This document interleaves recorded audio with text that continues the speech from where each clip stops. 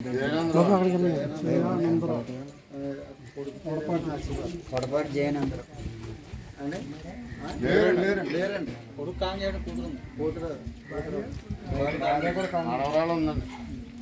పొడపాటి జయనందరావు గారు ప్రభునందు నిద్రించారు.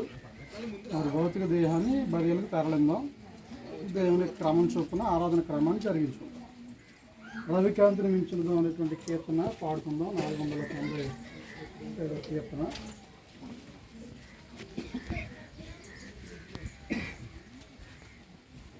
రవికాంతిని మించినదో ఒక దేశము దూరమున వరభక్తులు చూచెదరు.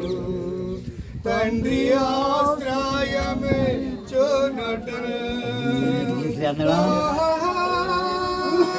పరలో మేము చేరుదు మా స్థలము.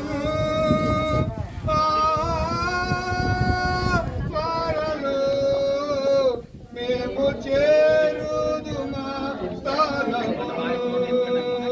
దుఃఖ బాధలు లేక సదా పూర్ణ శాంతిని పొందుచును. పరిశుద్ధుల కీర్తనలు అందునే పుడు పాడుదము. పరలో మేము చేరుదు మా స్థలము.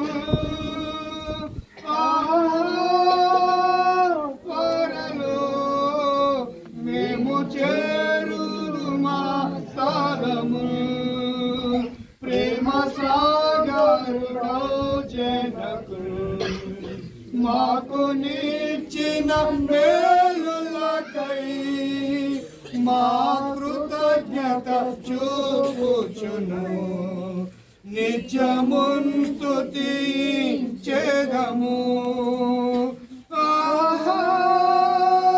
పరలో మేము చేరుదు మా స్థలము. పరలో మేము చేరుదు మా స్థలము.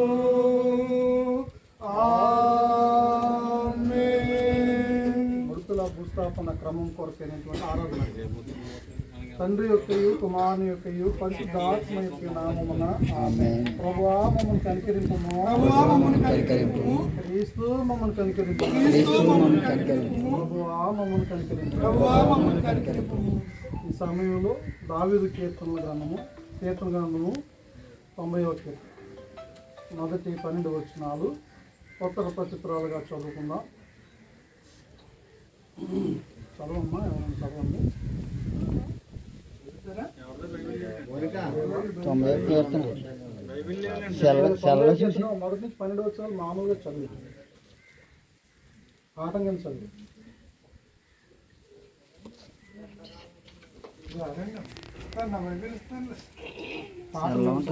మొదటి నుంచి 12 వచనాలు.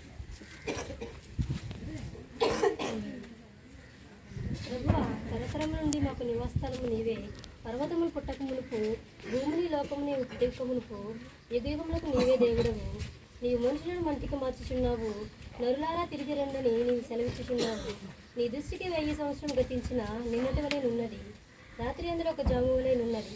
వరద చేత నేనట్టు నీవు వారిని పడగొట్టి వేయగా వారు నిద్రిందురు.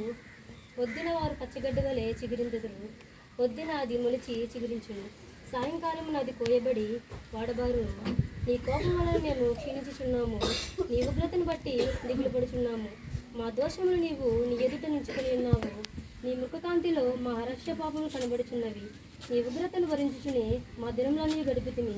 నీ తూర్పు విడిచినట్టు మా జీవితకాలం జరుపుకోము.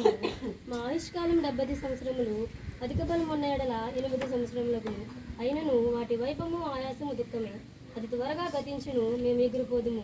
నీ అగ్రహం ఎంతో ఎవరికి తెలియను.